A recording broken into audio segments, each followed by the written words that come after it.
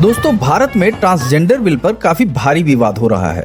लोकसभा ने कल ही transgender persons protection of right amendment bill 2026 pass कर दिया है, लेकिन वहीं विपक्षी सांसदों ने वॉकआउट कर दिया और वहीं पर ट्रांसजेंडर समुदाय के लोग सड़कों पर उतर आए हैं और एक्टिविस्ट जैसे ग्रेस बेनू कह रही हैं कि ये बिल हमारी पहचान को मिटा रहा है।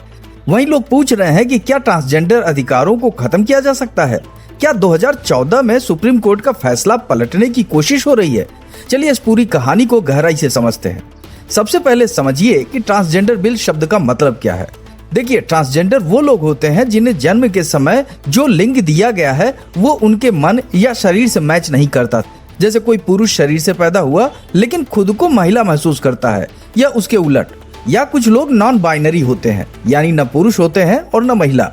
भैया, भारत में इन्हें हिजड़ा, किन्नर, आरावनी जैसी पुरानी सामाजिक पहचाने भी इसी समुदाय का हिस्सा है। अब देखिए, 2014 में सुप्रीम कोर्ट ने नालसा यानी नेशनल लीगल सर्विसेज अथॉरिटी के एक फैसले में एक बड़ा कदम उठाया था, जहां कोर्ट ने कहा था कि ट्रांसजेंडर लोग तीसरे जेंडर के रूप में मान्यता पाने के हकदार हैं और उनका अधिकार है कि वो अपनी पहचान खुद चुने। और ऐसे में कोई डॉक्टर या सरकार बताए कि वो क्या है, तो भैया ऐसा नहीं होना चाहिए। और वहीं ये फैसला संविधान के अनुच्छेद 14, 15, 19 और 21 पर आधारित था, यानी समानता, भेदभाव न करना और अभिव्यक्ति की आजादी के साथ गरिमा का अधिकार जैसे प्रोटेक्शंस देता है। अब इसके बाद हुआ क्या कि इस फैसले के बाद 2019 में केंद्र सरकार ने transgender persons protection of right acts बनाए और उस कानून में कई अच्छी बातें थी। जैसे ट्रांसजेंडर लोगों के खिलाफ भेदभाव रोकने वाले कई प्रावधान थे, जैसे स्कूल, कॉलेज, नौकरी या घर किराए पर लेना या खरीदने में इनको अधिकार दिया गया। और वहीं पर हिंसा या शोषण करने पर सजा का भी प्रावधान इस प्रोटेक्शन एक्ट में था, जिसमें सबसे महत्वपूर्ण बात यह है कि इसके सेक्शन 4/2 में ये साफ लिखा है कि हर व्यक्ति को सेल्फ परसीव्ड जेंडर आइडेंटिटी का अधिकार है। मतलब आप खुद महसूस करते हैं कि आप कौन हैं और आपकी पहचान क्या होगी, जिसके साथ सर्टिफिकेट लेने के लिए जिला मजिस्ट्रेट के पास आवेदन करना पड़ता था। वहीं जन्म प्रमाण पत्र, फोटो और कुछ डॉक्यूमेंट्स भी साथ ले जाने होते थे अपने आइडेंटिटी के लिए। लेकिन अगर आप ट्रांसमैन या ट्रांस वुमेन हैं तो सर्जरी का सबूत जरूरी नहीं था, जो भैया एक बहुत बड़ा कदम था, क्योंकि इससे ट्रांसजेंडर लोग सरकारी योजनाओं, पासपोर्ट, बैंक अकाउंट और वोटर आईडी में भी अपनी पहचान बदल पाते थे। लेकिन ये 2019 का कानून भी पूरी तरीके से परफेक्ट नहीं था, क्योंकि कुछ लोगों का मानना था कि इसमें अभी भी कुछ कमियां हैं। जैसे कुछ मामलों में सर्जरी का जिक्र ही नहीं था। फिर भी ये कानून ट्रांसजेंडर समुदाय के लिए एक शुरुआत थी जो काफी अच्छी थी। लेकिन अब 2026 में सरकार ने इस कानून में बहुत बड़ा अमेंडमेंट यानी संशोधन लाया है और लोकसभा में 13 मार्च को ये बिल पेश भी किया गया और 24 मार्च को ये पास भी हो गया। वहीं पर राज्यसभा ने भी इसे पास कर दिया है। लेकिन इस बिल में क्या बदलाव है जो इतना बड़ा विवाद खड़ा करता है? चलिए आइए समझते हैं। अब देखिए, इसका पहला बड़ा बदलाव है इसकी परिभाषा। यानी 2019 के कानून में ट्रांसजेंडर पर्सन्स की परिभाषा काफी व्यापक थी, काफी ब्रॉड थी। इसमें ट्रांसमैन, ट्रांस वुमेन, जेंडर सब कुछ क्लियर तरीके से शामिल था, चाहे वो सर्जरी हुई हो या नहीं। लेकिन इस नए बिल में यह परिभाषा ही बदल दी गई है।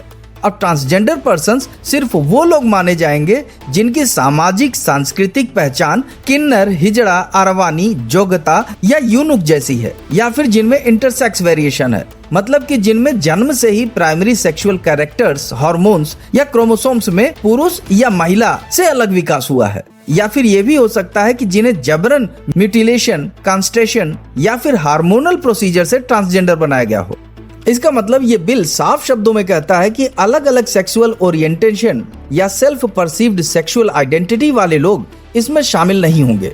यानी transman, trans women, non binary लोग अगर किसी खास सांस्कृतिक समूह से नहीं आते हैं तो इनका पहचान अब कानूनी रूप से ट्रांसजेंडर नहीं माना जाएगा।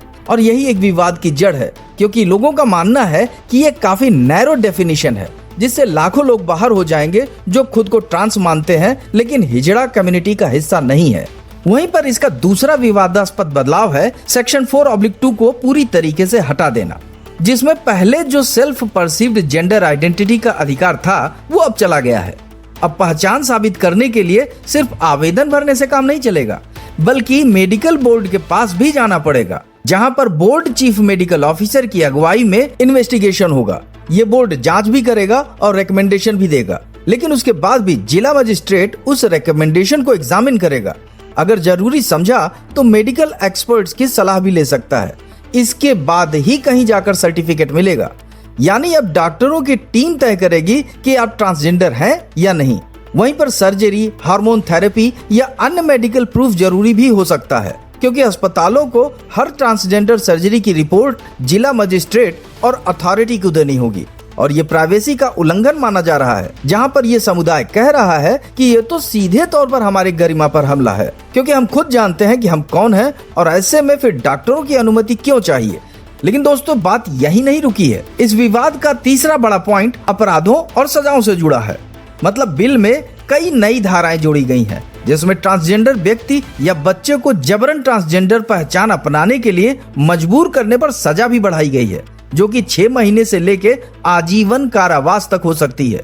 लेकिन भैया, एक तरीके से ये अच्छा लग सकता है, लेकिन एक्टिविस्ट्स कहते हैं कि इससे तो ट्रांसजेंडर परिवार और सपोर्ट सिस्टम को भी अपराधी बना दिया जाएगा, क्योंकि अगर कोई ट्रांसजेंडर व्यक्ति घर छोड़कर कम्युनिटी में रहता है तो उसे भी जबरन ट्रांसजेंडर बनाने का आरोप लगाकर सजा दी जा सकती है।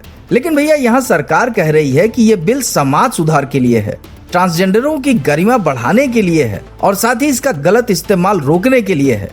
लेकिन समुदाय और विपक्ष कह रहा है कि ये 2014 के सुप्रीम कोर्ट फैसले के खिलाफ है, क्योंकि ये बिल सेल्फ डिटर्मिनेशन का अधिकार छीन रहा है। वहीं पर national council for transgender persons और ग्रेस बनू जैसे एक्टिविस्ट ने इसे असंवैधानिक बताया है और उनका मानना है कि ये बिल ट्रांसजेंडर लोगों को मेडिकल गेट कीपिंग में फंसा रहा है।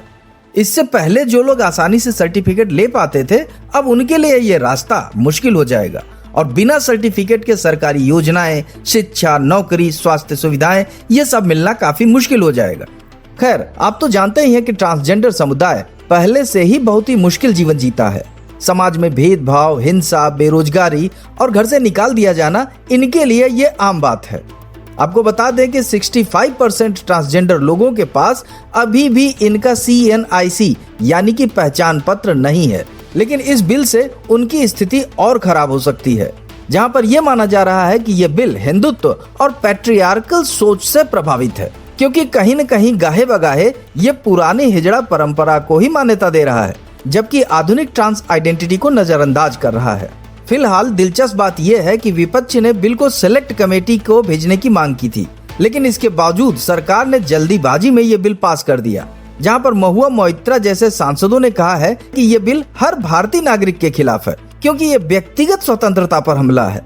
और भैया, स्थिति अब ये है कि ट्रांसजेंडर एक्टिविस्ट पूरे देश में प्रदर्शन कर रहे हैं और वो कह रहे हैं कि हमारी आवाज को सरकार दबा रही है, क्योंकि ये विवाद सिर्फ कानूनी नहीं है, ये मानवीय भी है। अब आप इसी बात से समझिए कि ट्रांसजेंडर लोग भी हमारे समाज का हिस्सा हैं।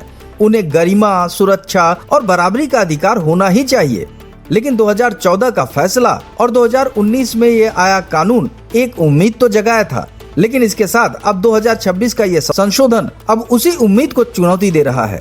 खैर, भविष्य में सुप्रीम कोर्ट इस पर क्या कहेगा ये तो देखना अभी बाकी है, लेकिन अभी समुदाय का दर्द साफ साफ दिख रहा है।